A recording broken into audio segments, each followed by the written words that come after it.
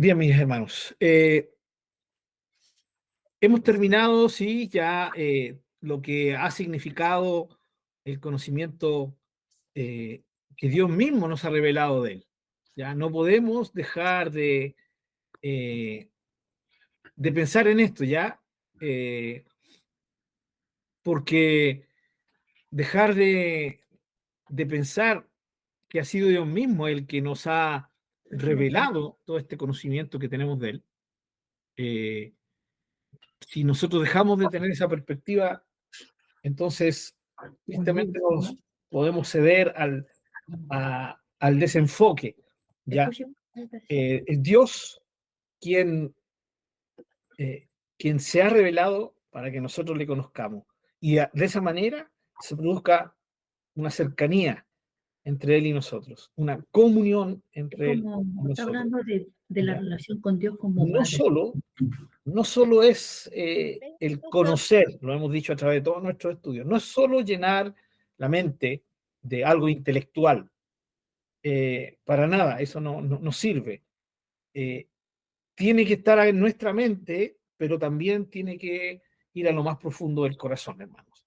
¿Ya? Y hoy día vamos a entender un poquito.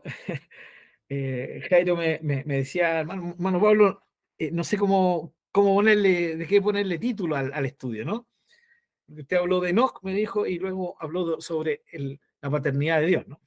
Entonces, eh, la clase pasada, el énfasis que dimos en Enoch, y luego el énfasis que le dimos al hecho de que Dios sí nos ha abrazado a nosotros como padre, es el nexo, ¿no? Yo les explicaba, ¿ya? Y hoy día vamos a entender un poquito más hacia dónde va eso, ¿ya?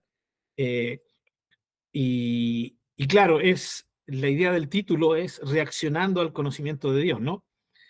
Y creo que el título habla por sí mismo, ¿sí? Ante tanto conocimiento que hemos ido adquiriendo, conocimiento nuevo tal vez, conocimiento que ya sabíamos, pero ha ido refrescándose, renovándose, conocimiento que ya sabíamos y ha sido refortalecido, todo, absolutamente, toda perspectiva del conocimiento de Dios que hemos ido adquiriendo y que hemos ido tratando en estos tiempos. Como decía mi hermana Sandra, ya llevamos bastante tiempo compartiendo los estudios estos días lunes. eh, Todo ese conocimiento tiene que producir algo en los que aprendemos, en los que adquirimos ese conocimiento. ¿Ya? Y eso es la Biblia. La Biblia es el conocimiento que Dios nos ha dado de sí mismo, de su persona, de sus hechos, de su voluntad, para que el ser humano los conozca, ¿sí? Y de esa manera pueda eh, relacionarse con Dios de la forma que Dios desea. ¿Ya? Y en ese sentido, hermanos, vimos a Enoch, ¿ya? Enoch, tremendo hombre de Dios. Enoch caminó con Dios y Dios se lo llevó. Ahora, haciendo un pequeño resumen de Enoch, ¿qué significa esto de que caminó con Dios? Eh, para mí no significa ninguna otra cosa que día tras día eh, Enoch vivía junto a Dios, de cara a cara. Todo lo que él experimentaba, lo que él vivía, lo hacía de cara a Dios. Esta expresión de cara a Dios significa sencillamente esto, ¿no? Es teniendo a Dios presente en la vida, eh, en todo aspecto. No es que Dios sea el Salvador en algún momento o que yo acuda a Dios en alguna situación específica solamente. No, es estar con Dios de una forma continua. Eso significa en el caso de no caminar con Dios, día tras día, junto a Dios y de cara a Dios, ¿ya? Lo que sin duda alguna a Enoch lo llevó a conocer más y más de Dios. Eso es lo maravilloso de pasar tiempo con Dios. Nuestra perspectiva de Él va aumentando proporcionalmente al tiempo que pasamos con Él. El conocimiento se hace cada vez más profundo, pero a la vez más palpable ya proporcionalmente o de acuerdo con el tiempo de calidad que pasamos con él. Entonces, Enoc caminó día tras día junto a Dios, de cara a Dios, y esto lo llevó a conocerlo más y más.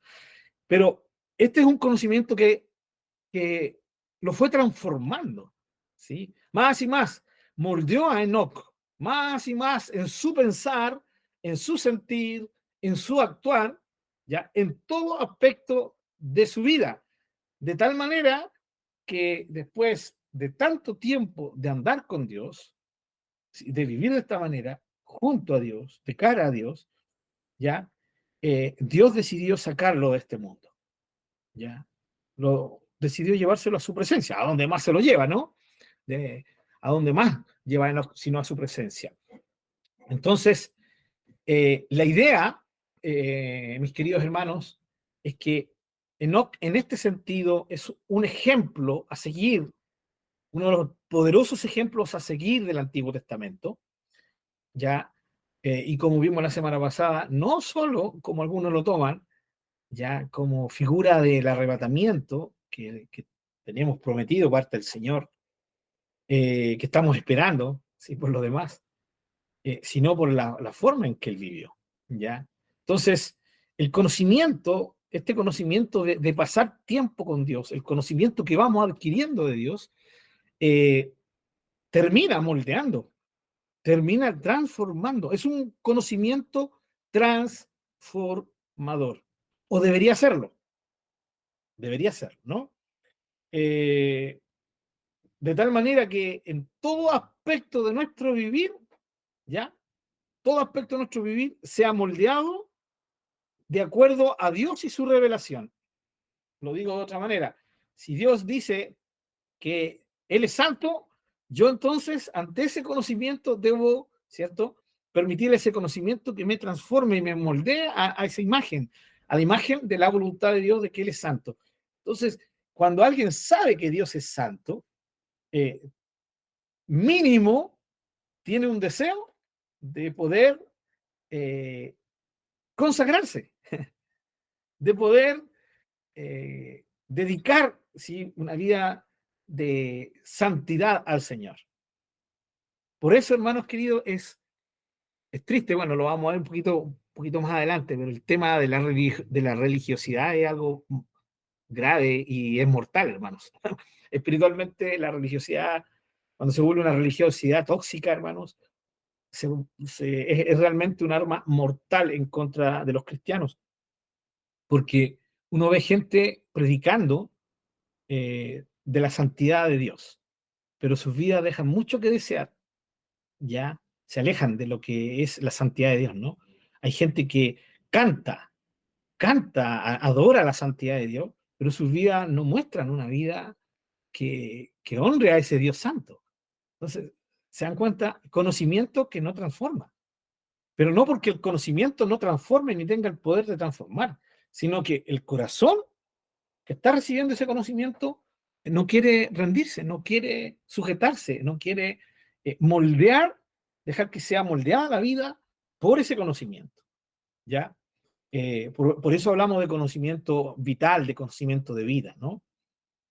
Ahora, Romanos 8:29, por ejemplo, eh, fíjense que es el mismo propósito que Dios tiene para ustedes y para mí, transformarnos, ¿ya? Y la transformación tiene que ver con ser transformados a su voluntad, a su deseo, ya a su perspectiva, no la nuestra, ¿no? En otras palabras, es ser moldeados. Romanos 8, versículo 29, vamos a ver 3 versículos. En Romanos 8, 29, vamos a ver primero.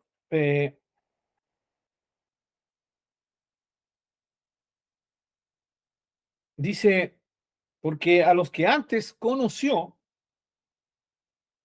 también los predestinó para que fuesen hechos conformes a la imagen de su Hijo, para que él sea el primogénito entre muchos hermanos.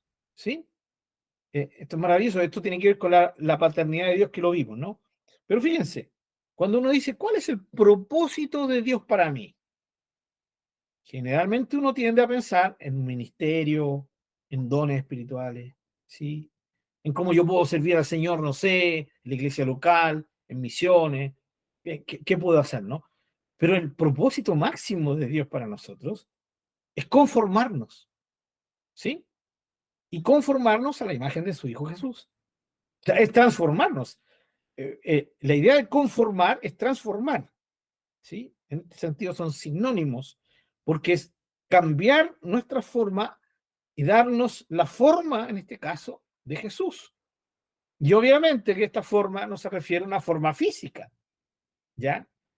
Eh, Dios no quiere que tengamos el pelo largo, como algunos dicen, ¿cierto? Que Jesús tenía pelo largo, entonces vamos a tener todo pelo largo porque tenemos que ser conformados a la imagen de Jesús. No, es sin lugar a dudas, yo sé que usted lo entiende claramente, el Espíritu Santo en esto nos deja muy claro de qué se refiere a ser conformados a la imagen, ¿ya? Eh, interna, espiritual de nuestro Señor Jesucristo, que tiene que ver con sus atributos, con sus cualidades, sus características, ¿no? Eh, Jesús fue muy claro, ¿no? En decirnos que tenemos que imitarlo, ya tenemos que seguir sus pisadas. Él dejó las pisadas, ya una forma de vida, una forma de actuar, y nosotros vamos tras él pisando esas mismas pisadas. Nosotros no caminamos nuevas pisadas, caminamos las mismas pisadas que están hace más de 2000 años ya dejadas por el Señor Jesucristo. Bien, entonces, este es el propósito de Dios. ¿Cuál es el propósito de Dios para mí? Eh, el propósito de Dios para mí es que yo sea conformado a la imagen de Jesús. Ah, qué fome. Yo me sé que tenía que ver con ministerio, con algo maravilloso, sí, con algo así como sobrenatural. Todo eso, hermano, puede venir, pero es en la voluntad del Señor. Pero el propósito supremo y lo que Dios está haciendo con usted y conmigo es conformarnos a la imagen de Jesús. Cada situación, cada prueba, cada dificultad, cada bendición, cada alegría que se produce en nuestras vidas, ¿sí? Usted tiene que verlo como un cincelazo del Señor, ¿sí? ¡Pic! ¡Pic! Moldeándolo, no, pero no siempre duele, hermana Sandra, tranquila, no. Hay veces que da gusto, ¡pum! Nos saca, ¿sí? O ver al alfarero dándonos forma, ¿ya? Eso es, mientras estemos aquí en la tierra, todo el propósito de Dios es este, conformarnos a la imagen de Jesús. Es lo que habían dicho algunos predicadores, ¿no? Es ser cada día más como Jesús. ¿Ya? En eso consiste el cristianismo. Más allá de esto, es solo vano, es solo vanidad. ¿Ya? Y vuelvo a decir, hermanos queridos, si nosotros entendiéramos esto y dejáramos que el Señor moldeara, me refiero a todos los cristianos a nivel mundial, dejáramos que el Señor cada día pudiera trabajar en nosotros, moldeándonos, ¿sí? Dándonos su forma, dándonos su imagen, la imagen de Jesús, hermanos, seríamos un tremendo testimonio al mundo. ¿Pero por qué? Porque la gente hoy día no se enfoca en esto, la gente no quiere esto, ¿ya? Miren, los cristianos evangélicos chilenos les encanta el himno, ¿ya? Ese el del barro, ¿cierto? Que es bien conocida, ¿no? Es re fascinante cantarla, ¿no? Tú el alfarero, yo el barro soy. Y la lloran, pero no están muy de acuerdo en que el Señor nos transforme, ¿no? Es bonito cantarlo, emociona, qué lindo, ¿ya? Y no estoy diciendo que sea malo cantarlo, hermano, no, para nada, no, para nada. Yo creo que una danza muy bonita, ¿ya? Pero hay que entender lo que se está cantando, ¿sí? Eso sí, ¿ya? Entonces, la idea es que seamos conformados. Romanos, un poquito más adelante, Romanos 12, muy conocido también, Romanos 12:2, ¿sí? No se conformen, ahí está, ¿cierto? No se conformen a este siglo, sino transformados por medio de la renovación de vuestro entendimiento, ¿ya? Tiene que haber una transformación en nosotros, ¿ya? Y esa transformación se produce, según Pablo aquí, por medio de la renovación de nuestro entendimiento, de nuestra mente, del cómo pensamos, del cómo, ¿cierto? Deseamos con nuestra mente, nuestro entendimiento, del cómo vemos la vida. La idea es que seamos renovados, ¿sí? En nuestra mente, en nuestro entendimiento, y de esa forma vamos a estar siendo transformados. Ahora, ¿con qué fin? Con el fin de que conozcamos la voluntad de Dios, que sepamos cuál es, ¿ya? Eh, y obviamente, saber la voluntad de Dios, ¿para qué? ¿Para qué? Sino para vivir de acuerdo a ella, ¿ya? Por algo la oración maravillosa de Jesús fue, ¿ya? Que se haga tu voluntad, como el del cielo se hace, así también que se haga aquí en la tierra. El deseo de todo creyente, de todo hijo, toda hija de Dios, debe anhelar que la voluntad de Dios se haga por sobre la nuestra, ¿sí? Por sobre la nuestra. Entonces, fíjense, Romanos 8:29, que seamos conformados. Romanos 12:2, que seamos transformados. Y ahora vamos a 2 Corintios, capítulo 3, que también es un versículo muy conocido, pero como siempre lo decimos, siempre tiene un valor bueno volver a releer estos versículos. 2 Corintios 3, versículo 18. Recuerden que estamos hablando de la transformación, ya en el contexto de que Enoc, por medio del caminar con Dios, el ir conociendo a Dios, fue un hombre que experimentó la transformación de ese conocimiento al punto de que Dios decidió llevárselo. 2 Corintios capítulo 3, versículo 18, dice: por tanto, nosotros todos, mirando a cara descubierta, como en un espejo, la gloria del Señor, somos transformados de gloria en gloria en la misma imagen, como por el Espíritu del Señor. Transformados de gloria en gloria. Eso ahora habla de un proceso. Estamos en un proceso, mis queridos hermanos. ¿Ya? Creo que cada uno de los que estamos presentes en este estudio podemos decir, igual que Pablo, como le dijo a los filipenses, no que lo haya ya alcanzado, ¿ya? Sino que prosigo a la meta, prosigo hacia adelante, ¿ya? Esa es la idea. Esta es la transformación, la conformación que Dios quiere para nosotros, ¿ya? Y Enoc fue un hombre que al vivir de cara a Dios, de vivir día a día junto a Dios, permitió que ese conocimiento de Dios lo fuera transformando. Por eso llegó un momento en que Dios decidió llevárselo. Dios no decide llevárselo sencillamente porque es un hombre más, no. Sin lugar a duda, la idea que el Espíritu Santo deja en torno a la vida de Enoch es que se lo llevó. ¿Por qué? Porque caminó con Dios, porque aprendió a vivir de cara a Dios día tras día. Entonces, conocimiento transformador. O sea, mis queridos hermanos, el conocimiento debe producir en nosotros algo. Tiene que hacerlo, ¿ya? Y mis amados hermanos, cuando tengan la oportunidad de enseñarle a gente nueva, a hermanos nuevos, pequeños, enséñenle esto, ¿sí? Enséñenles esto. Compártanles esta verdad, ¿ya? ¿Por qué? Porque es compartir la verdad. Miren, tal vez no les agrade mucho, ¿sí? Porque hoy día les va a agradar, a muchos les va a agradar más que ustedes les digan que si ellos dan y ofrendan, van a ser prosperados económicamente. Tal vez no les guste mucho esto que estamos hablando, de ser transformados, ¿ya? Porque les va a gustar más que ustedes les digan que Dios los ama, que son sus hijitos amados, que están ahí, ¿cierto?, en el hueco de su mano, del Señor, que son la niña de los ojos del Señor y todas esas cosas. Todo eso es ese sentimentalismo que tristemente ha nacido de un mal énfasis de la palabra de Dios, y les va a gustar más eso, que les hablen más de cómo Dios gira en torno a ellos. Porque Padre ¿Se ve así o no?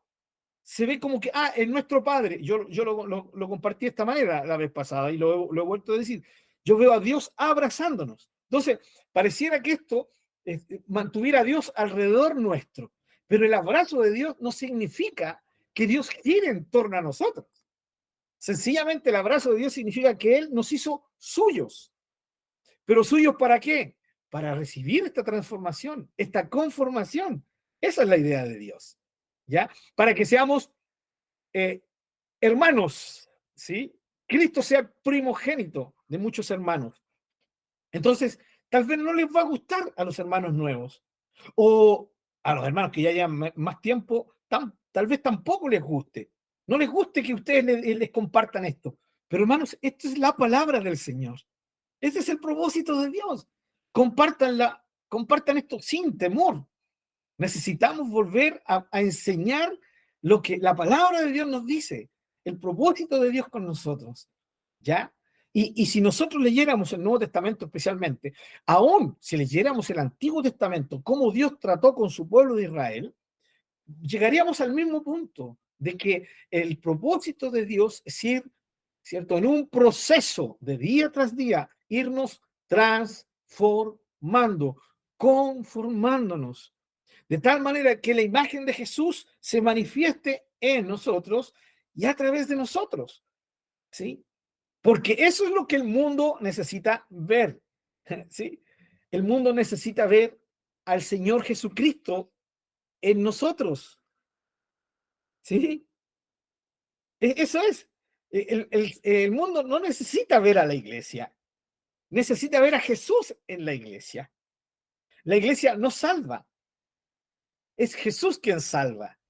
Y la iglesia no debe ser nada más ni nada menos, ¿sí?, que la imagen de Jesús aquí en la tierra, de tal forma que los pecadores, los perdidos, puedan mirar a Jesús y ser salvos, ¿ya?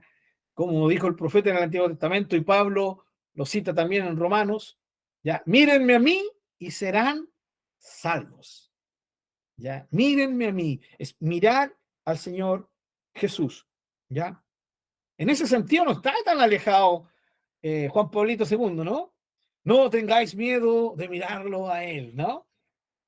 Ojalá lo hubiera dicho enfocado bíblicamente, pero era solamente una pantalla para que atrásito viniera María y toda la tracalada de santos que les meten ahí, ¿ya? Pero nosotros sabemos que la palabra de Dios sí nos dice, ¿ya?, que tenemos que mirarlo a él. Es lo que Dios quiere que ocurra en nosotros, ¿ya? Mirarlo a Él bíblicamente significa depender de Él. Sin mí nada pueden hacer. Pedro, caminando a la agua, miró, dejó de mirar a Jesús, se hundió y, en fin, hay un sinfín ya de muestras, especialmente en la palabra del Señor, que nos hablan de mirarlo a Él. ¿Cómo olvidar Hebreos, ¿sí? Hebreos capítulo 12, creo que el versículo 10, puesto los ojos en Jesús, el autor y consumador de nuestra fe, ¿ya? Entonces, la idea, hermano, es que compartamos esto. Vuelvo a decir, no va a gustar tal vez, aunque tal vez sí, ¿sí? Pero si no, igual tenemos que compartirlo, tenemos que enseñarlo. ¿Por qué? Porque por algo estamos aprendiendo esto, ¿no? Estamos aprendiendo esto para conocer la voluntad de Dios y así poder enseñárselo al resto, no solamente de los cristianos, sino de aquellos que no conocen al Señor en un momento determinado, ¿ya? Para que conozcan la verdad en medio de tanta mentira que hoy día se habla de mucha gente, hermanos. Creo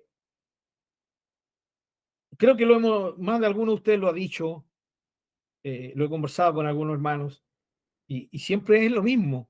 Es decir, hoy día no se predica a Jesús, ¿cierto? Llámesele como se le llame, púlpitos, reuniones, en fin. No se habla de Jesús. Y si se habla de Jesús, siempre es como Jesús el bienhechor, ¿sí? Más manifestado como no sé, como un genio de la lámpara maravillosa, alguien que nos va a bendecir y que nos va a prosperar, y todo tiene que ver, vuelvo a decir, con que Dios gira en torno a nosotros. Esa es la visión que hoy día se tiene. Por eso hoy día mucha gente que asiste a nuestros templos viven ya dependiendo de sus emociones. Necesitan sentir, necesitan palpar emocionalmente cosas, ¿ya? Para ellos no es suficiente la convicción, ¿ya? Necesitan sentir algo, ¿ya? Cristianos deshechos, ¿ya? Porque no sienten la presencia de Dios, ¿ya? Cristianos que dicen que no puedo alabar al Señor porque no siento su presencia. Y no sé de dónde sacamos que necesitamos sentir su presencia para alabarlo, ¿ya? Yo no sé de dónde hemos sacado que necesitamos sentir a Dios para saber que Él está con nosotros, ¿sí? Entonces, sentimientos. Y eso es triste, hermanos, pero nosotros podemos llevar la palabra del Señor. Y vuelvo a decir, hermanos, tenemos que enseñarlo aunque a la gente no le guste. Nosotros vamos a hablar la verdad, ¿sí? Jamás, jamás, queridos hermanos, casarnos, ¿sí? Eh, con el tema, este pensamiento de que, no, es que si les hablo muy fuerte, tal vez los hermanos no van a querer escuchar más. Si les hablo esto, mejor les hablo de bendición, porque eso los va a mantener cerquita, ¿no? Con ganas de escuchar. Amados hermanos, soy alguien que sé muy bien que cuando uno habla la verdad de Dios, la gente eh, reacciona, reacciona. Cuando uno le habla la verdad con el, obviamente, con el objetivo real, ¿no? ¿Ya? No de que, oh, digan, oh, el hermano Pablo, que predica bien, ¿no? Más de alguna vez me han sobado la espalda, ¿no? Oh, hermano, tremenda predicación. Y yo le respondí, ¿y la vaya a poner por práctica, hermano carnal? No, no, ¿qué tal? No, no puedo decir eso porque no conozco al hermano, excepto que lo conozca, pero tampoco lo diría, ¿no? Eh, Porque al final de cuentas, hermanos queridos, la gente sí quiere escuchar palabras de Dios, pero están acostumbrados a que se les hable de todo esto. No, hermanos, dejemos eso, porque el propósito de Dios es más grande que todo el resto. Y el propósito de Dios es que la gente conozca hoy en día cuál es el propósito de Dios. Entonces, Enoc nos muestra esto, hermanos queridos. Enoc nos muestra esto, de vivir una vida día tras día de cara a Dios, conociéndolo más y más y permitiendo que ese conocimiento transformador nos moldee, ¿cierto?, a la imagen que Él quiere que nosotros tengamos. De tal manera que va a llegar el momento en que vamos a sentir la trompeta y al igual que Enoc, Dios nos va a llevar, ¿sí? Pero que se diga de nosotros, ya, esta caminó con Dios. Esa es la idea, hermanos. Es un buen propósito, ¿no? Es un buen eslogan. Decir, Señor, me voy a dedicar a caminar contigo. En este día comienzo mi día y quiero caminar todo el día contigo. Y yo sé, mi querido hermano, que usted sabe a qué yo me refiero, ¿no? Que Dios esté presente en cada momento, en cada circunstancia. Para muchos estos hoy es fanatismo, pero no es fanatismo. Esta es la única forma de vivir la vida cristiana. No hay otra forma, ¿ya? Cualquier otra forma de vivir la vida cristiana es una vida ya tristemente incompleta, ¿ya? Y no es la idea de Dios. Muy bien, entonces, este es el nexo entre Enoc, ¿cierto? Y nuestra reacción. Sin lugar a duda, el conocimiento de Dios llevó a Enoc a reaccionar. Y una de las reacciones que Enoc tuvo fue caminar con Dios, no alejarse de Dios, fue mantenerse cada vez más cerca de Dios. Esta debería ser la primera reacción para nosotros, ¿no? De que todo este conocimiento de Dios nos lleve a estar más cerca de Dios, más comprometidos con Dios, ¿ya? Ahora, lo que hemos conocido, lo otro que vimos, ¿cierto? Fue la paternidad de Dios la semana pasada, también tiene que ver con esto, porque es un conocimiento magnífico el saber que este Dios gigante, este ser maravillosamente glorioso, ha decidido abrazarnos como Padre. Imagínense, se acercó tanto, tanto, tanto, tanto, ¿sí? Que nos abraza de esta manera. El conocimiento que hemos recibido de Dios tiene el fin, y esto es muy importante que lo escuchemos, hermanos. El conocimiento que hemos recibido de Dios tiene el fin de definir todo lo que somos. Para eso aprendemos de Dios, para que lo que conocemos de Dios defina lo que somos. ¿ya? No solo, vuelvo a decir, no solo escuchar y saber, sino que es que todo ese conocimiento sea el poder transformador de Dios en nosotros, ¿ya? Al final termine definiendo todo lo que somos, lo que hago, lo que pienso, lo que siento, lo que proyecto. Vuelvo a decir, yo sé que hay gente que pensará que es mucho fanatismo. No, no, es eso. No, no, no hay otra manera, no, no hay otro escalón más bajo. Si alguien cree que existe un escalón más bajo, tal vez esté en una situación en que no está para nada, ¿sí? En comunicación con Dios y esté autoengañándose. ¿Ya? Entonces, la idea del conocimiento de Dios es que el conocimiento de Dios defina todo lo que somos. Eh, Dios se ha revelado a sí mismo para que cada uno de nosotros lo conozca. ¿Sí? Él se ha revelado. ¿Ya? Para eso está la Biblia. Entonces, imagínense, hermano, cuando yo entiendo esto, deberían darme ganas de leer la Biblia, ¿o no? Sí, yo creo que sí, ¿no?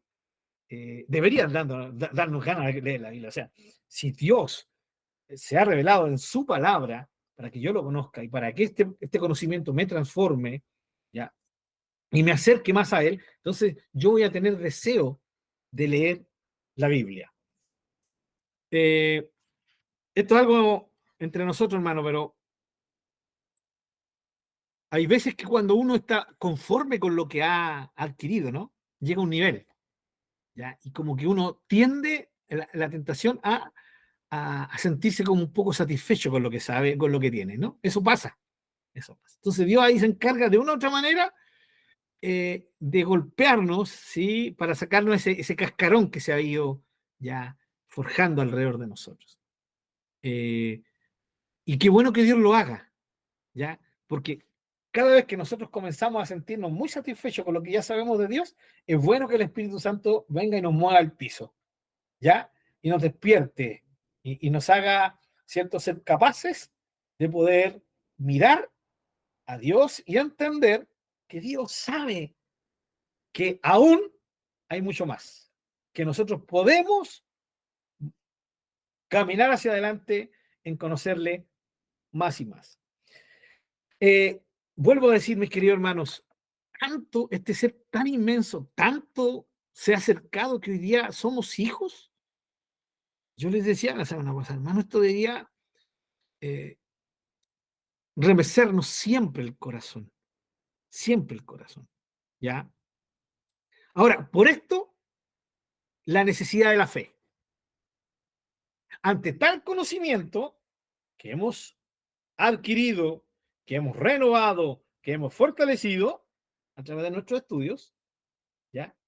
Eh, Ante tal conocimiento, hermanos, necesitamos fe. Fe. En más de alguna ocasión lo hemos tocado, pero necesitamos tocarlo de nuevo. La fe. ¿Por qué ustedes creen que la forma de acercarnos a Dios es por la fe? Por esto. Porque la fe no es solo credulidad, no es solo creer, yo creo en Dios. Hermano, por favor, todos sabemos que, no sé, 70%, 80% de la población mundial cree en Dios o cree en un ser supremo, hermano. ¿Sí? Cada religión tiene una perspectiva de un ser o de muchos seres supremos. ¿Sí? Hermano, la misma Biblia dice, ¿no? Que los demonios creen y tiemblan. Entonces, creer en Dios, cualquiera. Porque eso es la mera credulidad. ¿Sí? Pero cuando la Biblia nos habla de creer en Él, está hablando no de mera credulidad, mis queridos hermanos, está hablando de confianza total, ¿sí? Confianza total, por un lado, significa que tú puedes poner y debes poner toda tu vida en las manos de quien crees, en este caso de Dios, ¿ya? Entonces, Él pasa a ser tu sustento total, ¿ya? Tu base sobre la cual tú te apoyas, sobre la cual te abandonas. Por un lado, es esa confianza donde le ponemos nuestra vida en sus manos, ¿ya? Y por otro lado, la fe también tiene que ver con la convicción, ¿sí? Absoluta de lo que Él nos ha dicho. Creer lo que Él nos ha dicho, ¿sí? Creer en esa revelación. ¿ya? Vuelvo a enfatizar, de tal manera que podamos descansar plenamente en esa revelación de Dios. Que esa revelación de Dios, que el conocimiento de Dios, sea el fundamento de nuestra vida, el apoyo definitivo y todo suficiente de nuestro existir, de tal manera que todo lo que experimentamos esté sobre la convicción, ¿ya?, de la revelación de Dios. ¿Qué significa toda esta palabrería bonita que acabo de decir? ¿Ya? Eh, bueno, significa lo que acabo de decir. Significa eso. Significa que tenemos que apoyarnos completamente en él, depositar nuestras vidas en él. Por eso habla de entregarle la vida a él.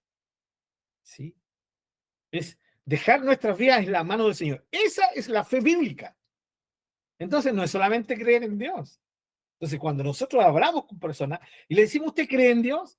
Muchas personas nos van a decir, sí, sí, creo en Dios. Creo que tal vez la pregunta mejor sería decir, ¿cómo cree usted en Dios? ¿Sí? Eh, ¿Cree usted en Dios? Sí, yo creo que hay un Dios, hay un ser supremo, correcto. Pero, ¿cómo usted cree en él? Y le van a preguntar tal vez a usted, lo más probable es que le pregunten a qué se refiere. No es que usted cree en Dios de tal manera que le ha entregado y le ha depositado toda su vida en sus manos, ¿ya? Usted cree en Dios de tal manera que toda su vida depende de la convicción de lo que Él ha revelado en su palabra, y lo más probable es que ahí comiencen a desinflarse mucho y muchos digan, no tengo idea de qué me está hablando, ¿ya? Entonces ahí es donde entra la posibilidad de hablarles de la fe. Hermanos, el libro de Juan, el Evangelio de Juan, desde el principio hasta el final, creer en Jesús, ¿no? De tal manera amó Dios al mundo que ha dado su Hijo unigénito para que todo aquel que en él cree no se pierda, mas tenga vida eterna. ¿Ya? Porque no envió Dios a su Hijo al mundo para condenar al mundo, sino para que el mundo sea salvo por él. Y luego sigue hablando de creer en Jesús. Y más adelante, creer en Jesús, creer en Jesús. Es por medio de creer. Juan dice que Jesús dice, perecerán porque no han creído en mí. O sea, ¿por qué uno perece? ¿Por qué uno se condena? Por no creer en Jesús. Pero no es solo creer, porque Juan en su evangelio habla de que gente creyó y después dejó de creer. Habla de que gente creyó, pero no se entregó a él. Habla de diferentes tipos o niveles de fe. ¿Sí? Pero siempre cuando habla de ser salvados, habla de esa fe en que uno deposita toda su vida en las manos de Jesús. Toda la vida. O sea, es lo que dice Juan 1:12. A los que le recibieron, a los que creen en su nombre. O sea, a los que descansan plenamente en Jesús. Esa es la idea. ¿Y qué es lo que hace el apóstol Pablo en sus cartas? Lo mismo, creer, leer el libro de Romanos y es lo mismo. ¿Ya? La salvación es esto, es creer en Jesús. ¿Ya? Tiene que ver con creer, tiene que ver con fe. Somos salvos por la gracia, pero por medio de la fe. Es creer. Entonces, mis queridos hermanos, el creer bíblico no es solo credulidad. Tiene que ver con que le entreguemos toda nuestra vida al Señor. Y ahora requiere fe para creer lo que hemos conocido. Eh, ¿Cómo somos desafiados con esto? Somos desafiados cuando las circunstancias nos gritan que lo que sabemos de Dios está incorrecto. ¿Ya?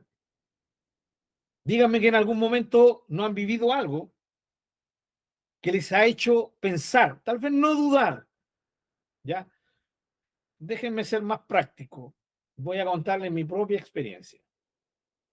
En un momento en mi vida, yo, hermano, y lo confieso, ya lo arreglé con el Señor, así que está un tema arreglado. Gracias a la compasión y misericordia del Señor, por supuesto. Hubo un momento en mi vida en que yo dudé de que Dios fuera bueno. Dije, ¿cómo es posible que tú seas bueno si permites esto? No entiendo, no veo tu bondad en esto. ¿Sí? No la veo. Hermanos, en mi experiencia, ¿sí? Pero no los voy a meter a ustedes en el centro, yo lo voy a decir. sí, hubo una crisis en mi fe. Y yo vi que todas las circunstancias me gritaban, Dios no es bueno. No hay bondad manifestada en todo esto. Y mi fe flaqueó, hermanos. Me di un tremendo costalazo de bruces al suelo. Yo dudé de que Dios fuera bueno. ¿Pero qué me dice la revelación de Dios? Que Dios es bueno. Y choca esto, ¡pum! Choca lo que Dios me ha dicho. Choca con aquello que estoy viendo, con aquello que estoy experimentando. ¡Pum! ¿Sí? Choca esto, hermanos queridos. Y se produce un terremoto en la vida del ser humano. Hermanos queridos, eso fue lo que le pasó a Job. Eso es exactamente lo que le pasó a Job. ¿Por qué usted cree que el Espíritu Santo dejó ese libro ahí en el Antiguo Testamento como un libro tan diferente a todos los otros? ¿Sí? Porque Dios sabía que todos sus hijos a través de los siglos beberían de ese libro, beberían fortaleza a su fe golpeada. ¿Sí? El problema de Job era, yo sé que tú eres así, pero me veo y no entiendo, no me encaja, ¿sí? No encaja esto, Señor, no encaja, no hay por dónde, no hay por dónde. Y eso golpeaba la fe de Job, la mente de Job, el corazón de Job, ¿ya?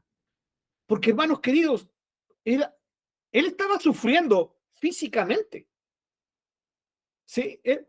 La enfermedad que lo agobiaba era una enfermedad terrible, deprimente. Yo no sé si usted ha tenido alguna vez alguna enfermedad cutánea, de esas que producen mucha picazón. Job no podía ni dormir, hermanos, ¿ya? Eh, no había descanso físico para él, porque esa sarna, ¿cierto? Esa enfermedad que él tenía, dice que con una teja se rascaba, hermanos, ¿ya? O sea, era terrible la enfermedad física, pero ¿saben qué? Había algo, quería mucho más a Job,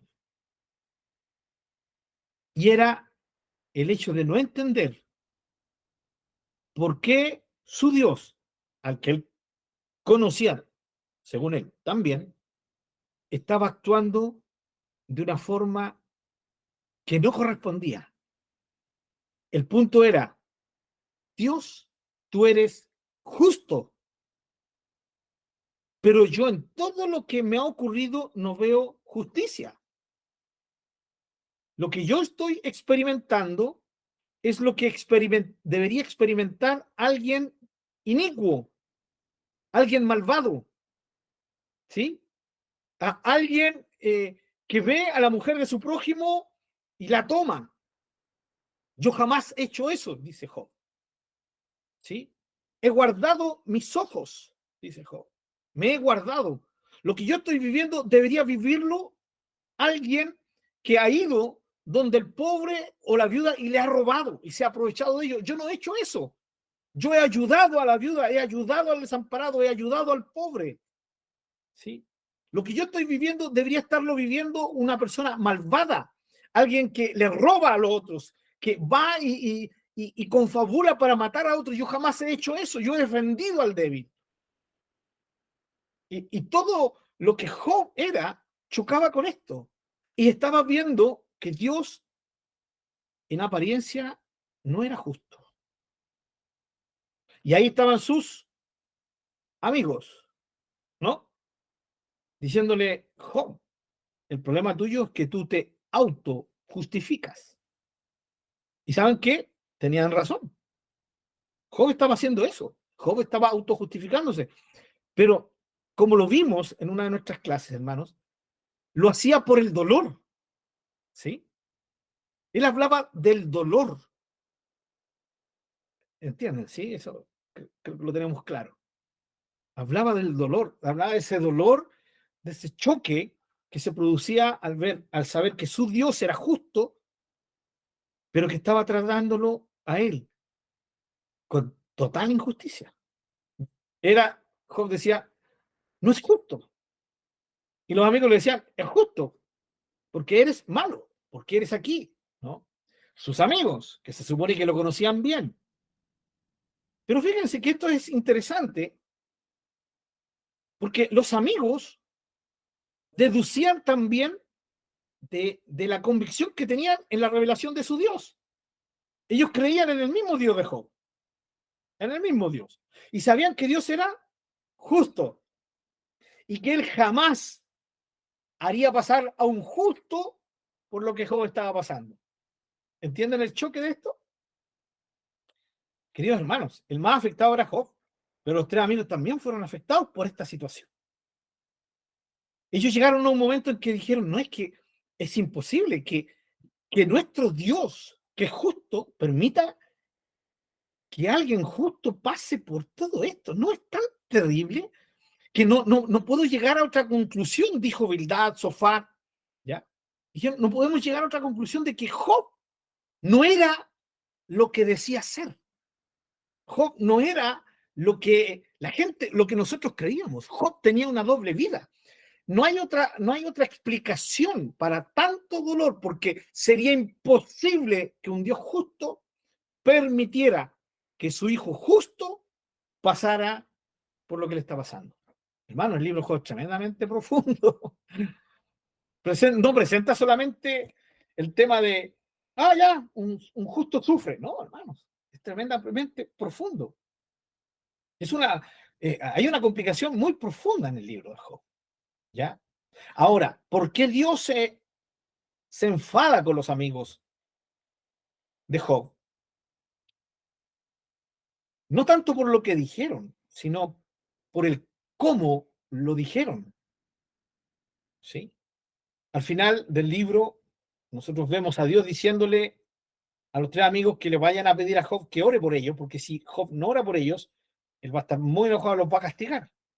¿Ya? Y les dice, porque ustedes no han hablado la verdad como ha hablado mi siervo Job.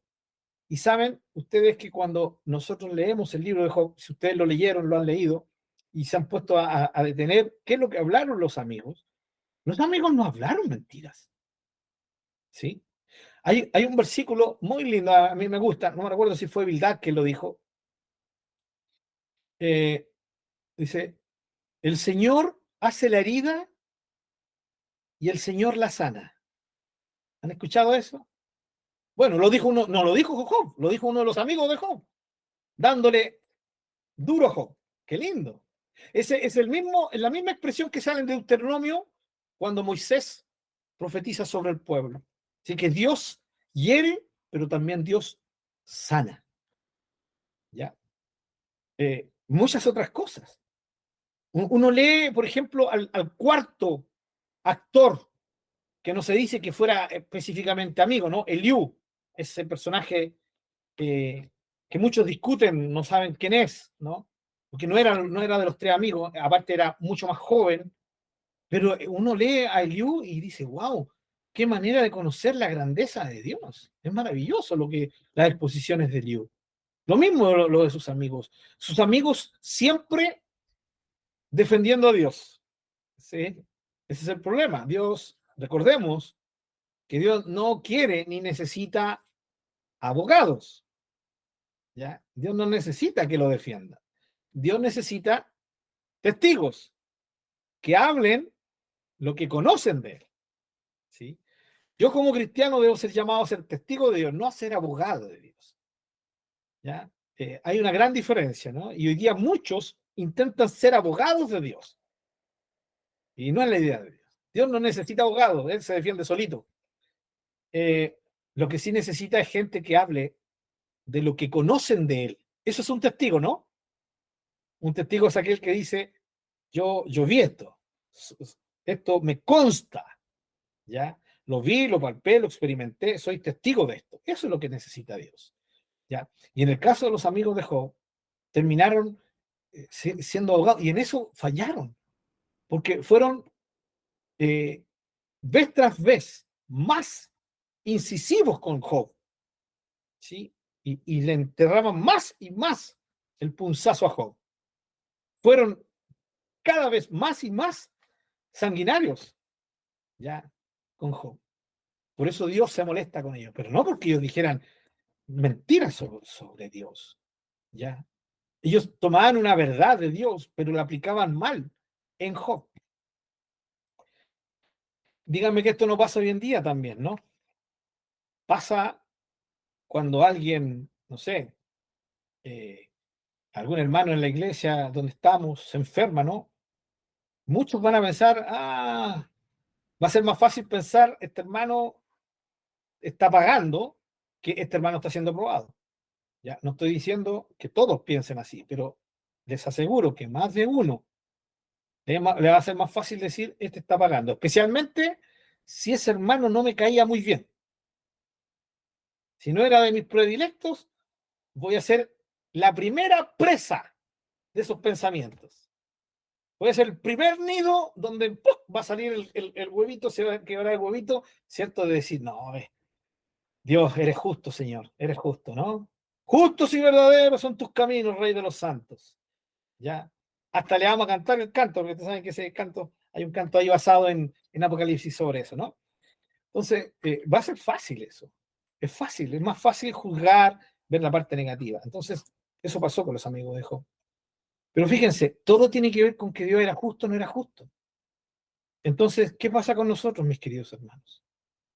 Tal vez más de alguna ocasión hemos vivido e incluso no puedo desconocer que en algún momento futuro, por alguna circunstancia, tal vez seamos tentados a experimentar lo mismo, a que nuestra fe se sienta en algún momento débil, ¿sí? Y sea golpeada tan fuerte que tal vez dudemos de lo que sabemos de Dios. Dios es justo, dijo Job.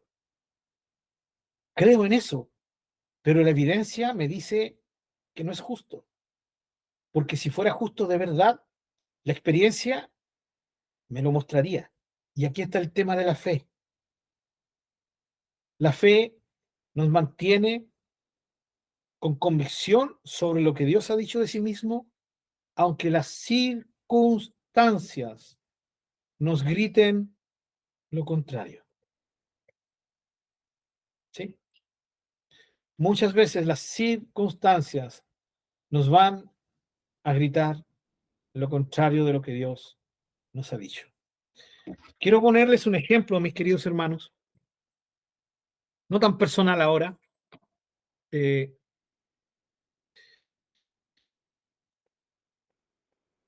en el siglo XIX se levantó una corriente contra la inspiración de la palabra de Dios de la Biblia. ¿Ya? Nace lo que hoy día se denomina como teología liberal. Eh, Fue una teología que nació de eh, teólogos, ¿ya? No necesariamente cristianos, ¿sí? Pero teólogos que comenzaron a dudar de lo milagroso de la Biblia, ¿ya? Y como eran personas de mucho renombre intelectual, comenzaron a formular sus propias hipótesis, ¿ya? Hipótesis que los llevaron a determinar que la Biblia sí era palabra de Dios, pero había que eliminar de ella muchos mitos, ¿sí? Muchos mitos, porque la Biblia tenía muchos mitos, ¿ya? Entonces, esto partió por algo suavecito, eliminar alguna cosa, ya, a ver, lo de el Éxodo, ya, sí, correcto, pero no fue en los años que se cree, no fue de la manera que se cree, ya, los profetas, no, sí, que los profetas hablaron, pero la mayoría de los profetas profetizaron después que los eventos ya habían ocurrido, ¿ya? Y cosas como esas, ¿no? Al final terminó siendo una teología que su fin era librar a la Biblia de lo sobrenatural. Me río porque ¿Usted se imagina una Biblia siendo sobrenatural? Tendríamos que partir de Génesis eliminando todo. Toda la Biblia, tendríamos que anular la Biblia, hermano. Si la Biblia es de partida, su origen es sobrenatural. Nos, lo primero que nos dice en el principio creó Dios los cielos y la tierra. La Biblia en ninguna parte se pone a mostrarnos o a querer convencernos de que Dios existe. La Biblia da por hecho la existencia de Dios, porque Dios es el que está hablando de sí mismo, ¿no? Entonces, eliminar de la Biblia lo sobrenatural es irrisorio, perdónenme la expresión, es una estupidez, es una necedad, ¿ya? Todo lo que Dios manifestó en su palabra es sobrenatural porque viene de un Dios que es sobrenatural. Ahora, ¿qué tiene que ver todo lo que estamos hablando sobre la fe? Esto, hermano, esta teología, como eran gente tan intelectual, comenzó a invadir las iglesias, en Europa especialmente y en Estados Unidos, ¿ya? Se comenzó a meter en los institutos teológicos, que por años habían sido institutos teológicos, ya, de iglesias fundamentalistas, conservadoras, que creían en la inspiración sobrenatural de la Biblia, que creían en todo. Pero empezaron los maestros de todos estos institutos, comenzaron a leer a estos grandes teólogos y comenzaron a ser permeados en su fe por estas nuevas declaraciones intelectuales, ¿ya? Y esto fue tan terrible, fue tan fuerte el golpe y la forma en que entró esta teología liberal en las universidades, en los institutos teológicos cristianos, que muchos profesores de institutos teológicos de universidades cristianas teológicas cedieron, ¿ya? Y aquí se da un caso interesante con respecto a esto.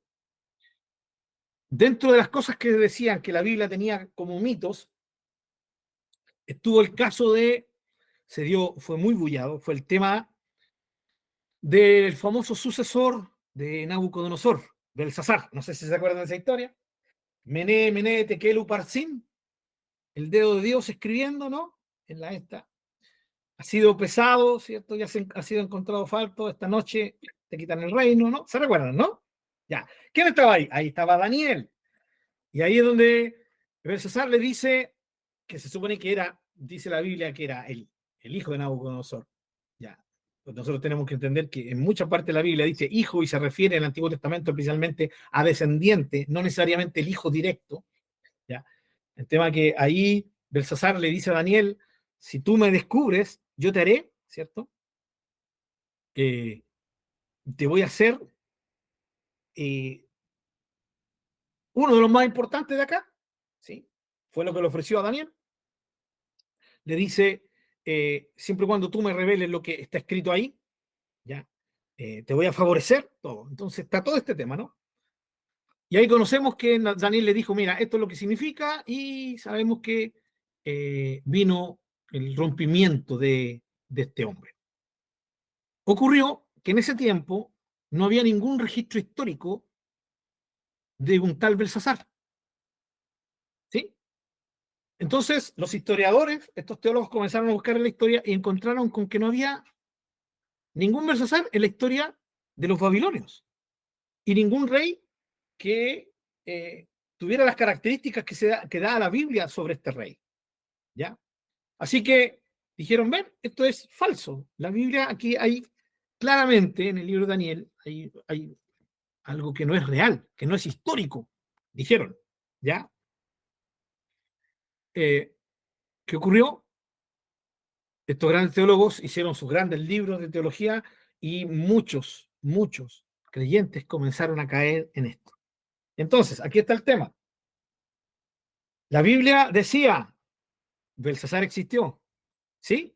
La historia decía, no existió. Ojalá que entiendan para dónde voy, ¿no?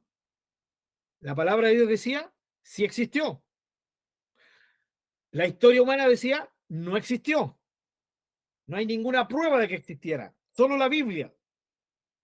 ¿Qué pasó?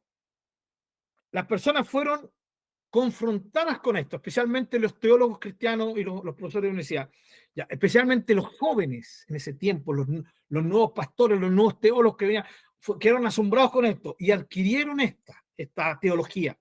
Ya, y dijeron, no, es que no sale en la historia, por lo tanto no se puede confirmar, la Biblia está fallando aquí. Entonces, ¿qué decidieron? Le creyeron a la historia, pero no le creyeron a la palabra de Dios. Fue un caos, hermanos. Esta teología dividió iglesia hasta el día de hoy día. Hasta el día de hoy día ya no es la misma fuerza, pero sigue infectando a muchos, ¿ya? ¿Qué ocurrió, hermanos? Cuando toda esta teología y todo este tema en contra de Belsasar se produjo y era como un tema de efervescencia y muchos se alejaron de la palabra de Dios por decir que la Biblia tenía errores, no paraban en ese tiempo tampoco las excavaciones arqueológicas. ¿Ya? Les iba a decir, adivinen qué pasó, pero me recordé que son hijos de Dios y no son adivinos. ¿Ya? Disciernan, ¿sí? Deduzcan qué ocurrió. Exactamente lo que están pensando. ¿Sí? Exactamente lo que pasó. Dentro de las excavaciones arqueológicas, después de que ya todo el mundo estaba impactado, que Belsasar no era histórico y que muchos habían abandonado la veracidad de la Biblia por eso, un arqueologito encontró, ¿sí?, en unas excavaciones, ya, en lo que había sido la antigua Babilonia, el nombre de un rey que compaginaba exactamente con quién creen ustedes, con Belsasar. Se confirmaba arqueológicamente, la arqueología es una ciencia exacta en este sentido, ¿sí? Nadie la podía desmentir. Ahí está, la Biblia tenía razón. La historia, no es que la historia fallara, es que tenemos que entender que la historia no es definitiva, la historia va cambiando, ¿o no? Por supuesto que va cambiando, hermano. Me imagino que más de algunos, no creo que ser yo solamente, ¿no? Pero yo, Bernardo Gini era mi ídolo. Creo que más de alguna vez se lo he dicho, ¿no? A mí era el padre de la patria, hasta que comencé a leer y descubrí que habían otros historiadores que decían, ¿cierto?, que más encima de ser masón, ¿sí? Encima de ser masón, era asesino, porque él había mandado a matar, ¿cierto?, a mis otros héroes, que yo juraba que eran todos amigos, eran del mismo club, ¿ya? A los Carreras, por ejemplo, a mi otro gran héroe, a Manuel Rodríguez, etcétera, etcétera. Malo el Bernardo Higgins, ¿ya? La historia va cambiando, hermanos, ¿sí? La historia va cambiando. Ahí está bien, Bastián nos dice, por si alguien quiere las fuentes arqueológicas, las fuentes importantes sobre Belsasar, a ver, voy a leer porque es interesante lo que nos está diciendo Bastián, ¿ya? Son la crónica de Nabónido, ¿sí?, el cilindro de Ciro y el cilindro de Nabónido. Mira, ahí está, Bastián nos ha compartido, ahí lo tienen, si pueden buscarlo, hoy día ustedes saben que con googleando se puede encontrar todo esto. Ya, gracias, Bastián, por tu aporte. Entonces, hermanos, está el tema que se dio ahí. Las evidencias estaban en contra de lo que la Biblia decía. Y la fe de muchos fue probada. Y la fe de muchos se partió en dos. ¿Sí? Porque decidieron creerle a estos teólogos, ¿sí?, liberales. Pero no solamente pasó con eso, pasó con muchas otras cosas, queridos hermanos. Y hoy día nosotros, hermanos, sabemos que Belsasar existió. ¿Ya? Históricamente hoy día sí existió. ¿Ya? Entonces, tenemos que entender esta idea, hermanos queridos. La fe es fundamental, nuestra convicción, aunque las circunstancias que estemos viviendo nos estén gritando que Dios no es como Él dijo ser. Ay, hermanos, sé que esto no es fácil, ¿ya? Tal vez para más de algunos de ustedes no es tan difícil, pero tal vez para algún hermano o alguna hermana que va a escuchar este estudio después va a decir, es que suena tan fácil, hermano, decirlo. No, es que en las circunstancias me están diciendo que Dios no es como Él dice ser, pero yo tengo que confiar en Dios. Suena tan romántico, hermano. Sí, yo lo entiendo, hermanos. Van a haber situaciones en que somos golpeados con esto, hermano. Somos golpeados con esto, porque vemos a un Dios que dice ser justo, pero está permitiendo tremenda injusticia. Vemos a un Dios que dice ser bueno y está permitiendo que me ocurran cosas malas. Vemos a un Dios santo, pero que resulta que está prosperando a ese predicador que vive en adulterio o que sencillamente es adicto a algo y lo respalda. Y Dios dice que Él es veraz, pero me prometió algo y todavía no lo cumple, que es fiel y que no me ha cumplido con lo que me ha prometido. ¿Entienden, hermanos? Sí. Esa es la lucha de la fe. Es la lucha de la fe. Y hermanos queridos, no siempre es fácil. No siempre es fácil eh, que nuestra fe esté sólida, ¿ya? Pero sí es posible, mis queridos hermanos. Sí es posible.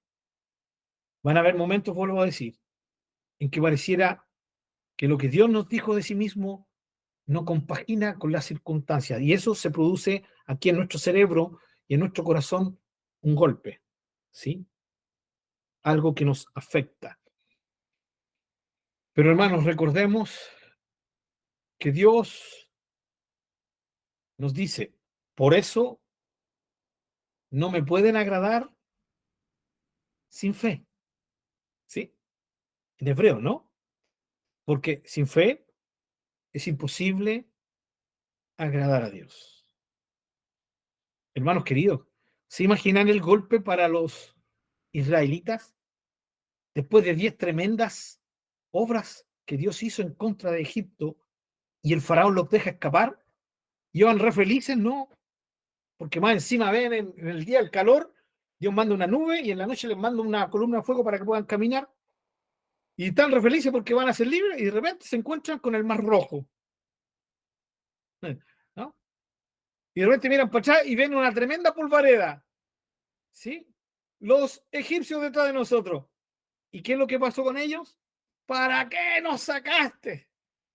A Moisés, ¿no?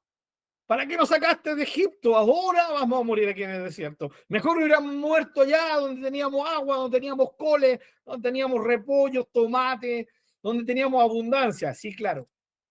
Bueno, pero es lo que ellos pensaron en ese momento, ¿no? Fueron llevados ahí al límite, hermanos. Estaba el mar. ¿Cómo vamos a pasar el mar rojo? ¿Qué Dios va a mandar naves? ¿Va a mandar un submarino? ¿Qué es lo que va a hacer Dios? Y en medio de esa dificultad, cuando parecía que todo estaba en contra, Dios abrió el mar rojo. Hermanos, nuestra fe tiene que estar puesta en el Señor de esta manera, de saber que tal vez está todo cerrado y pareciera que Dios nos está mostrando como Él dijo ser, pero es aquí donde nuestra fe tiene que estar firme en Él. Es decir, yo creo, Señor, quien dices que eres. Creo en ti. Creo que tú eres como tú dices que eres y no como las circunstancias me quieren mostrar que tú eres. Fe, ¿sí? Fe. Por eso la fe es tan importante en todo este tema del conocimiento que estamos adquiriendo, que hemos renovado, que hemos refrescado o que sencillamente hemos fortalecido de algo que ya sabíamos. ¿Ya? La fe es permanecer en ella a pesar de que todo alrededor pareciera decir lo contrario. Hermanos, y tenemos que mantener ahora el concepto que Dios nos ha dado de él. Primero, porque este concepto del conocimiento de Dios, todo este conocimiento de Dios, es vida para nosotros, como lo hemos visto, es conocimiento vital, es el conocimiento que rige nuestra unión con Él. No vamos a tener comunión con Él, ¿sí? Si no lo estamos viendo como Él dice que Él es. Por eso, hermano, hoy día hay tanta gente que cree en Dios, pero no lo conoce, no lo conocen, ¿sí?